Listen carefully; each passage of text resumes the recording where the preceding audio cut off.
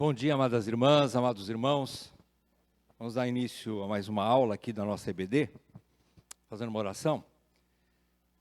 Ó Deus, Deus maravilhoso, Deus de toda graça, que nos concede mais um dia de vida e também, Senhor, o privilégio de congregarmos em Teu nome. Muito obrigado por podermos nos reunir como igreja e aprender de Cristo sobre a Sua pessoa, a Sua obra. É isso que nós te pedimos nessa manhã, que o Senhor, através do Teu Santo Espírito, o nosso soberano mestre, que Ele nos guie, Senhor, nesse aprendizado, que Ele me dê graça de poder falar com simplicidade e com transparência, e que os meus irmãos também tenham ouvidos de ouvir, e que eles tenham corações abertos, e os olhos dos seus corações sejam abertos para ver as belezas de Cristo na Tua palavra. Senhor, tudo isso eu te peço com gratidão, em nome de Jesus. Amém, Pai. Amém. Amém. Irmãos, antes de mais nada, eu gostaria de saber quem que consegue procurar textos bíblicos bem rápido. Tem alguém aí que eu preciso de 2 pessoas para abrir textos bem rápido, vir aqui na frente para ler para nós, porque são muitos textos, eu não vou conseguir sozinho. Preciso de 2 voluntários ou voluntárias, tanto faz. Tá bom? Tem que abrir bem rapidão, porque é um monte de texto, tá? Eu vou deixar com a irmã Valnira. Cadê a irmã Valnira? Ah, ela foi para lá. Eu vou deixar os textos com a irmã Valnira, e ela vai... Você corta no meio aqui, meu amor? E vamos ver quem vai se prontificar aí. Aí você entrega para 2 pessoas, tá? Aí ninguém apareceu ainda. Ah, apareceu o irmão Breno. Mais um aí. Bom, enquanto a gente não chega nos textos, eu vou dar início aqui.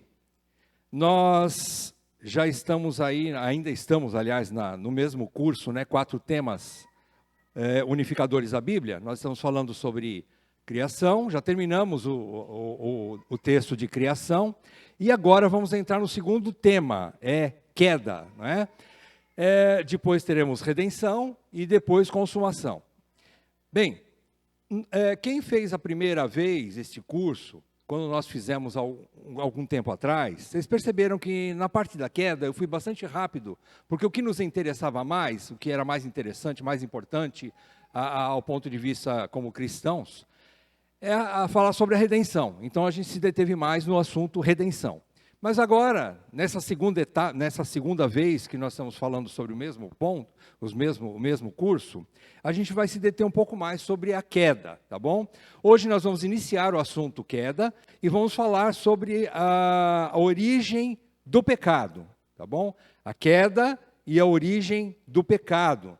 Nós estamos nos baseando na teologia sistemática de Luiz Berkhof, tá bom? A gente vai entrar um pouquinho, lógico, bastante... panorâmica, né, a nossa visão, mas vai ser o suficiente, né, para a gente compreender sobre queda. Vamos então sobre a origem. Em primeiro lugar, esse estudo a gente poderia também chamar de amartiologia, ou hamartiologia, se você quiser inglesar o negócio, né? A amartiologia é o estudo do pecado, tá bom? Essa palavra amartiologia, ela se divide em 2 palavras. Amartia, no grego, significa pecar. E pecar significa errar o alvo. Biblicamente falando, pecar é errar o alvo. Então, amartia, no grego, é pecar, ou errar o alvo, ok? E vocês todos sabem, logos ou logia, no grego significa estudo, ou ciência. Então, é a ciência que estuda o pecado, ou o estudo do pecado, tá? Isso que significa amartiologia, estudo do pecado. Nosso objetivo. Qual o objetivo dessa matéria? Nosso objetivo é tentar compreender, à luz das Escrituras, a origem do mal que há no mundo, particularmente o mal moral. A gente vai perceber que o Rodrigo falou já sobre o tema, sobre a Odisseia, sobre Odisseia bíblica, né? Odisseia bíblica. E vimos o mal, né? Sobre o mal, estudo sobre o mal. Aqui nós vamos tratar mais do mal moral, tá bom? Do mal moral, aquilo que aconteceu interiormente no ser humano.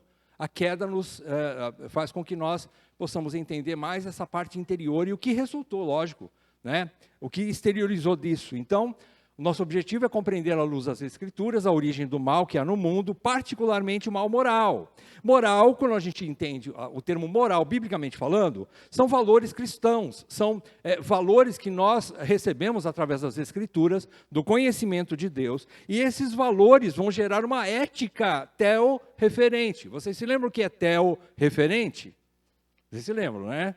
Ter Deus no centro, não é? Como referência da nossa vida. Ele como o supremo propósito da vida. Né? Então, teorreferente é isso. E a moral cristã significa isso. São um conjunto de valores, um conjunto de compreensão sobre o bem e o mal, biblicamente falando, que nos leva a essa ética cristã ou ética teorreferente.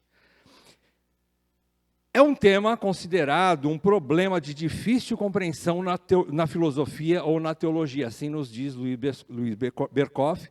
Quando ele menciona sobre esse tema, ele diz que não é fácil, porém nós ainda assim temos luz suficiente na palavra de Deus para entendermos a origem do pecado, sua natureza, a tentação e os resultados do pecado. Então, são esses pontos que nós vamos extrair da teologia sistemática de Berkhof.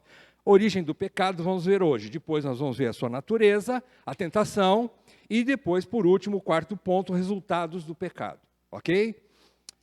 Hoje nós vamos iniciar com esse tema, então, né, que é a origem do pecado. Vamos ver, a origem do pecado. Primeiro ponto que nós já sabemos, Rodrigo expôs exaustivamente esse ponto aqui. Deus não é o autor do pecado. Deus não é o autor do pecado. Ele não é o seu autor responsável, apesar de seu decreto eterno permitir a entrada do pecado no mundo.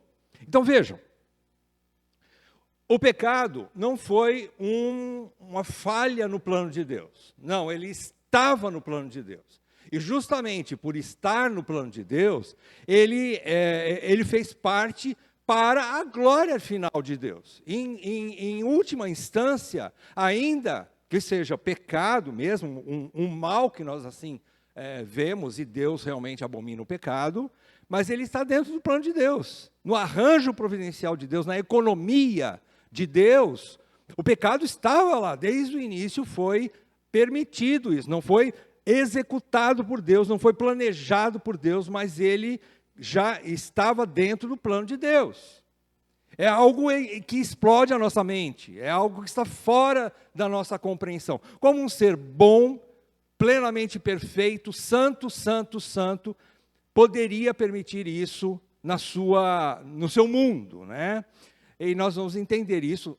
É lógico, tem coisas que não pertencem a nós, mas aquilo que a Bíblia revela, a gente vai compreender que tudo estava debaixo de um plano soberano de Deus. Né? Muito bem. Os dados bíblicos, vamos lá. Tá com o Breno, né? O primeiro texto, depois o segundo. Tem mais alguém que vai ajudar o Breno? O Robert. Então, o Breno leu o primeiro, o Robert o segundo, e assim sucessivamente, né? Vão intercalando um ao outro. Vamos lá, Breno. Jó 34, 10.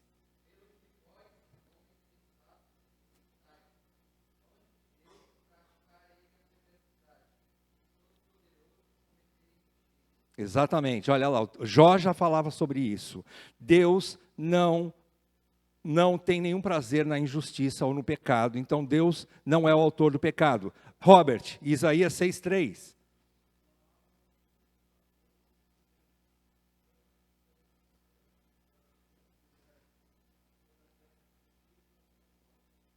O texto de Isaías mostra, quando fala santo, santo, santo, está querendo dizer um Deus totalmente puro. Não há impureza em Deus. Santo de forma plena, completa. Então não há pecado em Deus e também não é Ele o autor do pecado. Mais outro. Breno, Deuteronômio 32, 4.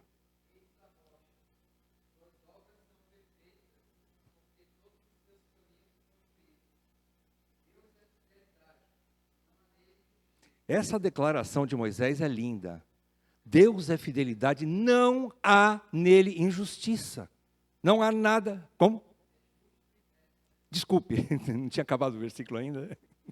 Pode falar. É justo e reto. Então aí, mais uma vez, esse texto é muito lindo, né? Fala da santidade de Deus, da perfeição, da pureza de Deus. Agora é Tiago 1,13, né, Robert?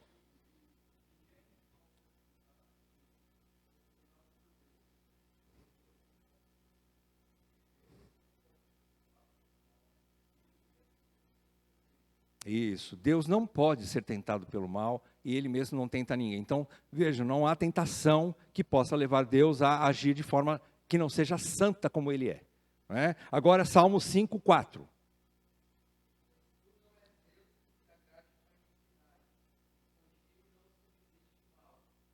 Com Deus não subsiste o mal. Deus não se agrada de iniquidade, de pecados. Não é? Agora, Lucas 16,15.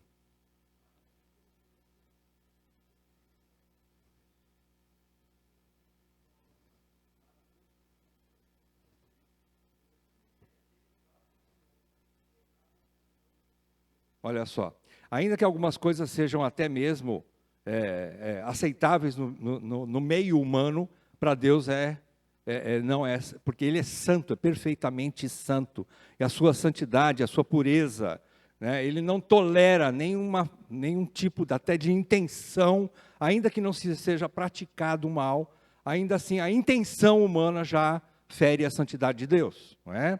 Muito bem, continuando, portanto, Berkhoff diz que é blasfêmia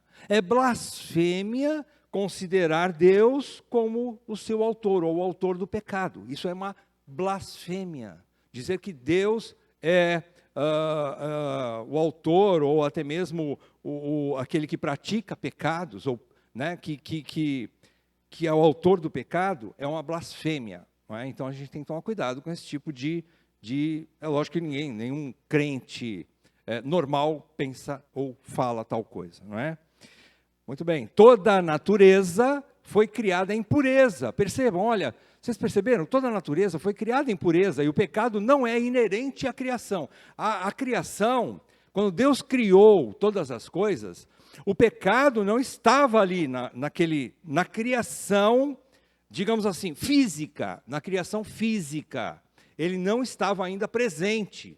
Ele foi cometido depois por quem? Pelo homem. Não foi por nenhum outro tipo de ser criado, a não ser pelo homem. Ok? Então, a natureza foi criada assim, em perfeição, ela foi criada pura, santa e sem pecado. O homem e a mulher originais foram criados sem pecado. Ok? Então, o pecado é algo que entrou depois na raça humana, ok? Tanto as Escrituras quanto a consciência atestam que o homem é o único responsável pelo mal ou pelo pecado. Existem duas coisas que a Bíblia diz que atestam sobre o pecado e sobre a questão do responsável pelo pecado. Não são os animais, mas a consciência humana atesta que ela veio pelo homem, né? Que o pecado veio pelo homem. E as Escrituras dizem também isso. Melhor, vamos pegar do maior para o menor, né? As Escrituras atestam que o homem pecou, não é? E que a consciência também, ainda que sem a Escritura, todo homem sabe o que é moralmente certo e errado. Todo homem sabe o que, por exemplo, mesmo uma pessoa que não é cristã, não é convertida ao Senhor, essa pessoa sabe que, por exemplo, adultério é pecado, ou adultério é uma coisa errada, não é? Toda pessoa sabe que matar outra pessoa é errado, roubar é errado, não é? Toda pessoa sabe disso, ok? Então a nossa consciência atesta sobre o pecado e que o homem que é o autor do pecado. Bem, só que o pecado não começou na raça humana. Ele tem uma idade ainda maior do que a criação de Adão e Eva. Ele vem antes da criação do homem no mundo. Berkhoff diz que o pecado originou-se no mundo angélico, originou-se no mundo espiritual, quando ainda não havia homem. Nós não sabemos se foi no primeiro, no segundo, no terceiro ou no quarto dia da criação. Por quê? Porque antes do primeiro dia não havia nada, nem anjos. A Bíblia não diz exatamente quando os anjos foram criados, não é? Mas Jesus fala alguma coisa a respeito e nós vamos ver daqui a pouco. É no princípio. E só tinham 4 dias antes da criação do homem no sexto dia, né? Então haviam 5 dias antes da criação do homem que possivelmente os anjos foram criados nesse período, de 5 dias aí mais ou menos, né? Então, o pecado originou-se no mundo angélico. A Bíblia nos ensina que para investigarmos a origem do pecado, devemos retornar à queda do homem em Gênesis 3 e observar algo que aconteceu no mundo angélico. Então, olhando para Gênesis 3, a gente entende que quem trouxe a primeira tentação à existência foi Satanás, através do corpo de uma serpente, no jardim do Éden, quando ele tentou a mulher, Eva, né? E conseguiu, obteve resultado, né? Ele fez com que ela caísse em tentação, pecasse, né? Então, foi algo que aconteceu antes de Gênesis 3. Deus criou muitos anjos que eram bons e puros. O Breno poderia... Breno, agora o Robert... Pode ser o Breno? Gênesis 1, 31.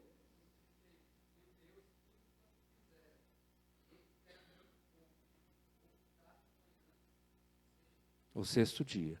Depois que Deus criou o homem, ele olhou para toda a criação e disse: eis que é muito bom. Ou seja, está dentro do que eu gostei do que eu fiz. Deus se agradou de tudo que ele criou, inclusive dos anjos. Né? Inclusive dos anjos. Toda a criação aconteceu naquele período ali de uma semana. Né? 6 dias, por assim dizer. Né? Então, tudo que Deus criou, inclusive os anjos, né, eram bons e puros, mas ocorreu uma queda em parte deles, nem todos, mas alguns anjos se rebelaram em um tempo que não sabemos corretamente, a não ser pelos relatos bíblicos de ter sido no princípio. Vamos lá, o Robert poderia ver João 8, 44?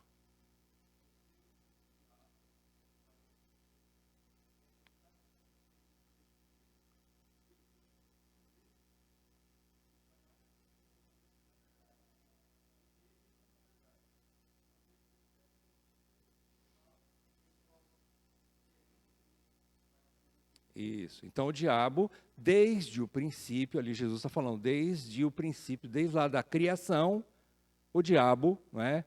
Houve a queda, porque ele se rebelou contra Deus. Não é? Breno, 1 João 3, 8.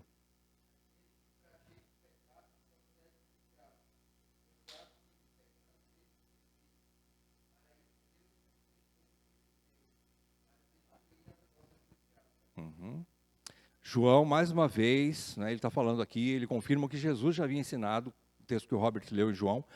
Então, o diabo, desde o princípio, né, ele já tinha ali, já apareceu na história humana, na história bíblica, por assim dizer, em pecado. Ele aparece em pecado. Ele não aparece antes, não temos relato exato quando que os anjos foram criados, mas nós podemos ver que, podemos entender que foi nesse período de uma semana aí de criação, não é? Quase uma semana. Mas a queda também aconteceu antes de Gênesis 3. A queda angelical, a queda desse grupo de anjos chefiado por Satanás aconteceu nesse período, ok? Da história angelical, né, dentro da criação. E, como nós vimos aí, desde o princípio, no princípio, né, ele pecou desde o princípio, o inimigo, né, Satanás. Muito bem. Sobre o pecado que ocasionou a queda angelical, podemos deduzir que foi um desejo de serem semelhantes a Deus. A isso a Bíblia chama de orgulho ou soberba. É o desejo de querer ser igual a Deus. Quando a Bíblia fala de soberba, apesar de algumas situações não estar bem claro, algum tipo de pecado que a Bíblia relaciona como o orgulho do homem, mas o orgulho no final das contas, ele tem o objetivo, a intenção de ser igual a Deus, ou ser semelhante em alguns aspectos a Deus, ou ter algumas características de Deus, que Deus não conferiu ao homem, não é? Então, opa, fugiu. Vamos ver se volta. Aí.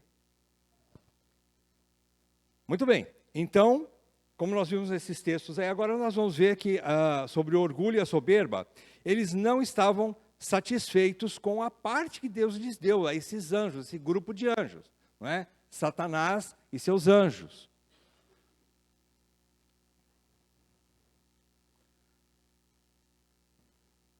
A gente vai lendo aqui os textos. 1 Timóteo, quem vai ser agora é o Robert. Robert, 1 Timóteo 3, 8, é isso? 3, 6. 1 Timóteo 3, 6.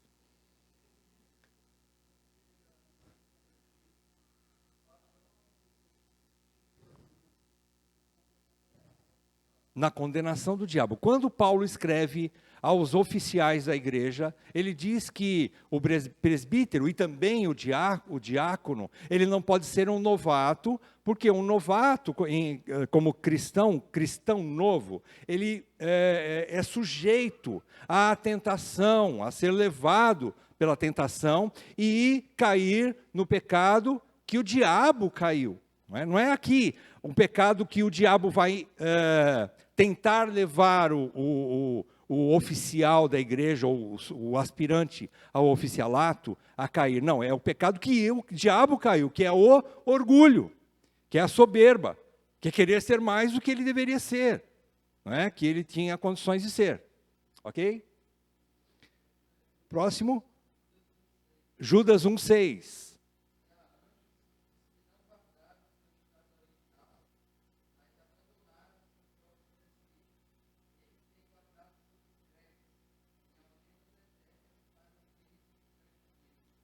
Vocês perceberam? Esse texto de Judas é bem esclarecedor, não é? Ele fala sobre anjos que caíram, né, que não permaneceram em seu estado original, caíram através do pecado de orgulho, querer competir com Deus, querer ser igual a Deus, e consequentemente, com a queda deles, eles passaram a... esse texto é o de... Opa. Ah, tá. Deixa eu ver onde é que nós estamos... Ah, está aqui embaixo, né? Judas 1,6, isso. Então, vocês perceberam? Judas diz que esse grupo de anjos se rebelou, não é? E aí, então, eles, querendo ser igual a Deus, eles caíram no pecado do orgulho. Né? Então, eles estão reservados para a condenação eterna. Né? E é um grupo. A Bíblia diz que é um grupo, chefiado por alguém que, Lúcifer, segundo... A gente entende nas Escrituras, e ele, como anjo de luz, ele perdeu essa posição, caiu, e juntamente com ele, outros companheiros dele também caíram. Não é? Então, vimos aí, Gênesis 3, 5 agora, né, Robert?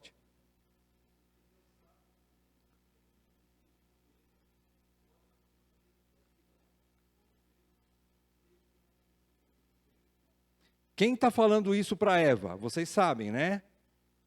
Satanás. Satanás está dizendo para Eva, Deus sabe que no dia que você comer desse fruto, você vai ser que nem Deus, igual Deus. Quer dizer, o que ele queria para ele, agora ele vai fazer de tudo para destruir a raça humana, né? Desde a criação, ele faz de tudo, como Jesus diz, desde o princípio ele mente, né? E falou que ele, o primeiro casal ali, principalmente Eva, né? Através de Eva, o pecado entrou na raça humana. Então, a tentação veio de Satanás para ela, e o que ele ofereceu foi uma mentira, né? Que eles seriam iguais a Deus.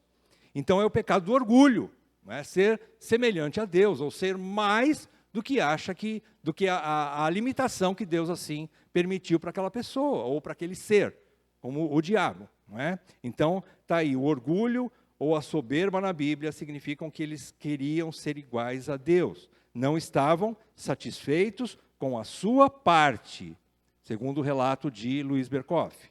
Vamos lá. Encerrando agora, terceira parte. a origem do pecado na raça humana. Agora vamos entrar então na raça humana. Foi um ato livre da parte do homem quando desobedeceu a Deus, dando ouvidos ao tentador e comendo do fruto proibido. Vocês sabem como é que chama-se essa situação original do homem, né? Ele tinha o livre arbítrio. Aqui ele tinha ainda o livre arbítrio. Ele tinha condições de dizer sim a Satanás ou dizer não. Ele tinha condições de não pecar, como também tinha condições de pecar. Ele tinha a capacidade, não só a capacidade, mas também a vontade, né, e até mesmo ser movido para tal, né, para praticar o pecado. Ele tinha essa condição, tanto de dizer não ao pecado, quanto de dizer sim. Então isso é o livre-arbítrio, ele tinha essa liberdade. Deus concedeu isso ao homem, dentro do plano de Deus, como eu já disse, dentro desse projeto de Deus, que transcende a nossa compreensão plena. A gente não vai conseguir compreender muitos pontos, né, dentro da economia de Deus, mas aqui Deus já tinha permitido isso, né, que o homem tivesse essa livre escolha, essa escolha livre da parte do homem, não é?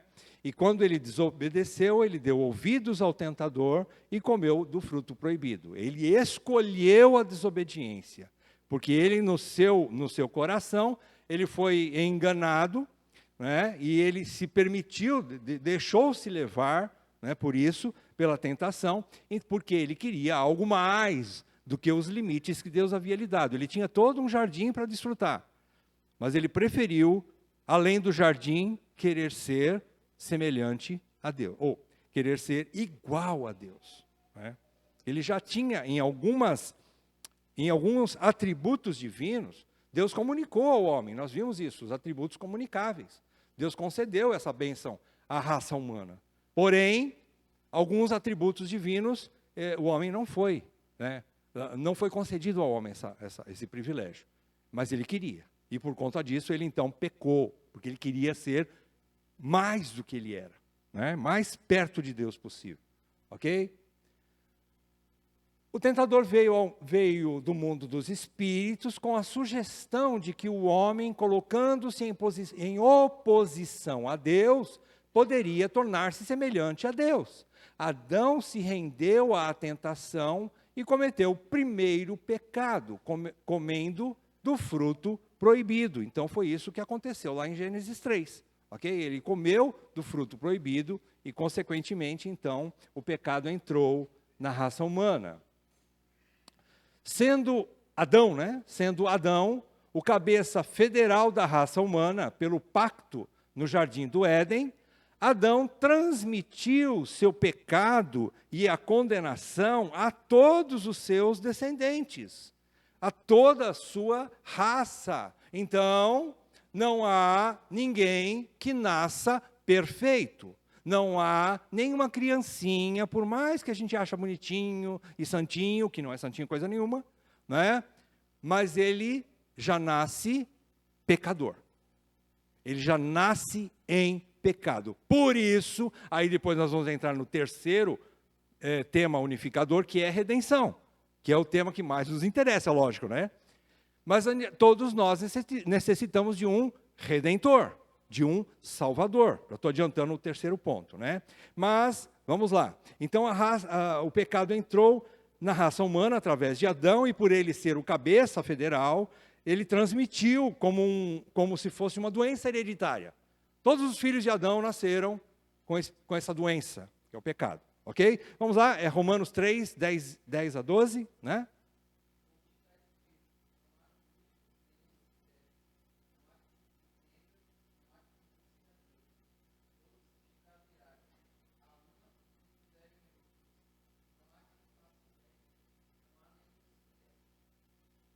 Nenhum sequer, não há um justo. Então a própria palavra de Deus diz que ninguém nasce justo aos olhos de Deus. Ninguém. A gente precisa gravar isso. Isso é chamado pecado original por Agostinho, não é? O pecado original, da origem da raça humana, não é? Essa também é conhecido como depravação total. É o que nós vamos ver na natureza do pecado e nas suas consequências.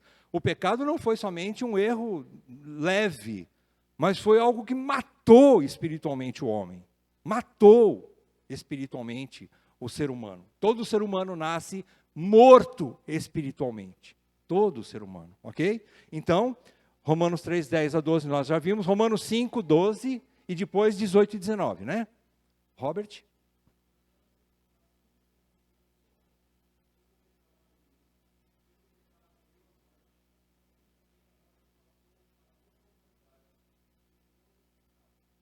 Perfeito. 18.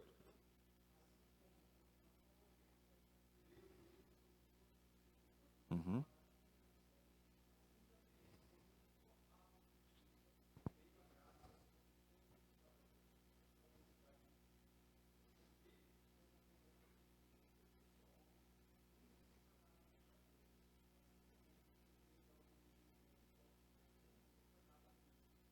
Eu acho que não tem texto mais claro do que esse de Romanos, né? Romanos. Ele fala, por um só homem entrou o pecado para a raça humana e por conta disso todos pecaram. Nós somos pecadores desde o início. Não é que nós somos pecadores porque nós cometemos pecado. Mesmo sem cometer pecado, aos olhos de Deus, nós já somos pecadores. Nós temos o pecado como origem da nossa raça. Não é por conta de cometer pecado ou não.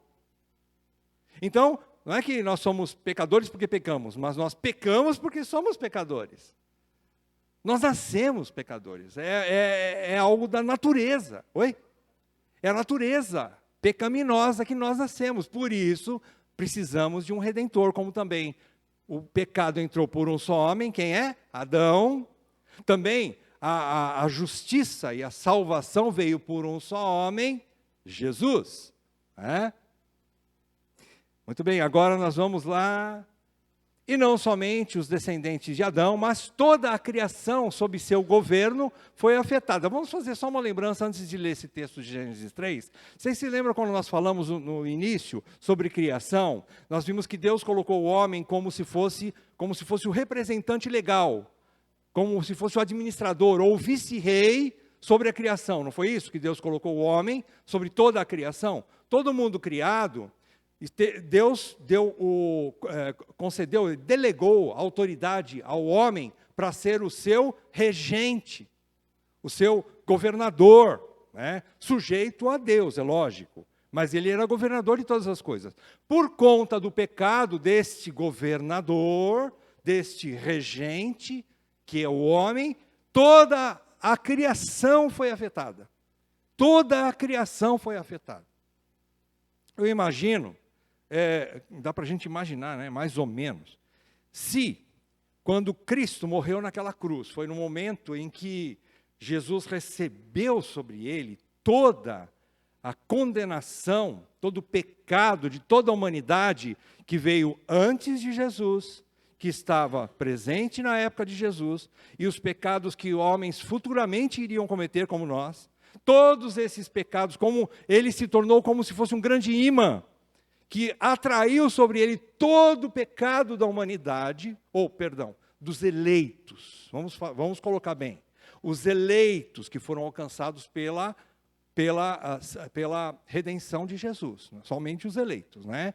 Não é universalismo aqui, a gente entende que há uma expiação limitada. Então ele recebeu esse pecado, né, dos eleitos sobre ele.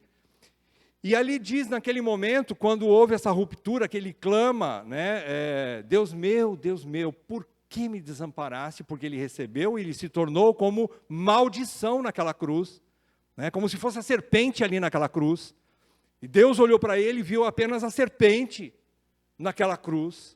E Deus então se afasta, Deus não tem comunhão com o pecado, e ele, Cristo como pecador, que recebeu o pecado nele, que não era dele, todo o pecado da raça humana, Deus olhou para ele e rompeu a unidade com o Filho. E naquele momento diz que até as rochas tremeram, e houve grande terremoto e escuridão na terra. Eu imagino também, voltando um pouquinho lá no Éden, quando o pecado entrou no mundo, quando a criação foi afetada, É lógico que não relata nenhum tipo de terremoto, alguma coisa assim, mas alguma coisa bastante triste aconteceu em toda a criação. Né? Vamos lá então aos textos. Gênesis 3, 17, é aqui que nós estamos? Gênesis 3, 17 a 19.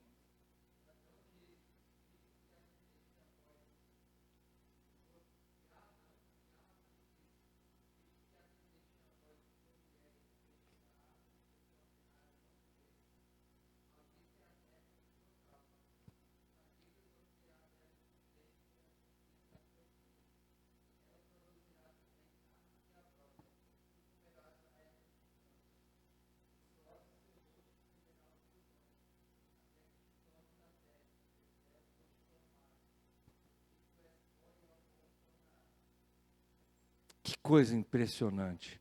Aquele homem que Deus fez com todo carinho, ele praticamente, a gente estudou sobre isso, né? A formação do homem, como se tivesse criado do pó da terra.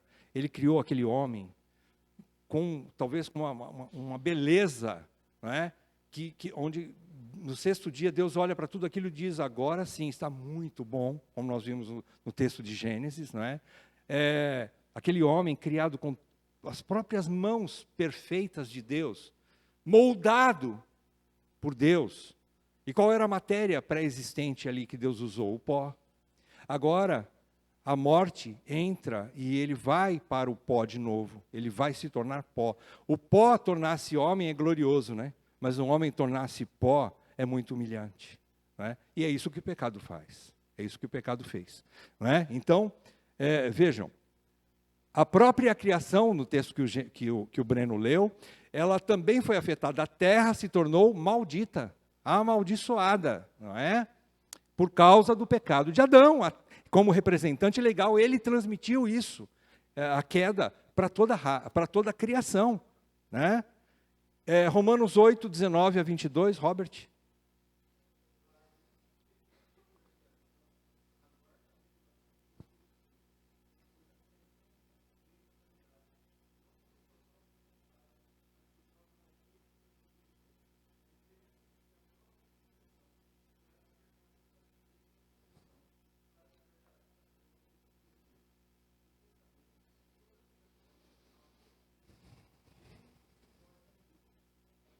Já pensou? A criação geme. Você não ouve isso.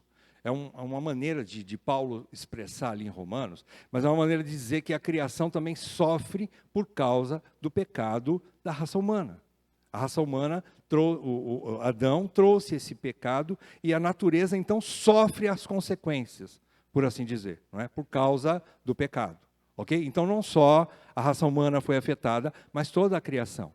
Toda a criação não deixou de ser aquela coisa bela e que transmitia ou que fornecia somente coisas boas, não é? Agora ela também fornece cardos e abrolhos, espinhos, né, por assim dizer. No meio das rosas tem muito espinho, não é? Ela tem coisas boas, mas o homem vai ter que garimpar muito para achar aquilo que é bom no meio de um mundo caído, num mundo que foi amaldiçoado por Deus, ok? Por isso o homem sofre as consequências também por causa da criação. Muito bem, encerrando. Antes da gente fazer a última leitura em conjunto, existe alguma dúvida? Alguém quer completar alguma coisa? Ou falar sobre algo que nós já falamos aqui? Ou completar, não tem problema nenhum. Acrescentar mais alguma coisa?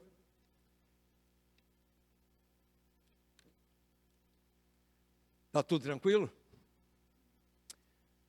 Eu gostaria que nós pudéssemos ler juntos esse último texto aqui, porque aqui já nós vamos nos preparando para falar sobre redenção. Vamos ler juntos? Não sabem que, quando vocês se oferecem a alguém para lhe obedecer como escravos, tornam-se escravos daquele a quem obedecem. 2 pontos. Escravos do pecado que leva à morte, ou da obediência que leva à justiça. Romanos 6, 16. Senhor, que esses textos, Senhor, que a Tua palavra em especial, fique guardada em nossos corações para que nós tenhamos compreensão da grandeza da salvação que temos por estarmos tão distantes de Deus e mesmo assim o Senhor veio nos buscar. Ó Deus, que isso possa trazer cada vez mais amor pelo Redentor. que o conhecimento da realidade humana possa nos levar também a um conhecimento mais profundo e um amor mais profundo pelo Redentor. É o que nós te pedimos, Senhor, em nome de Jesus. Amém, Pai. Amém.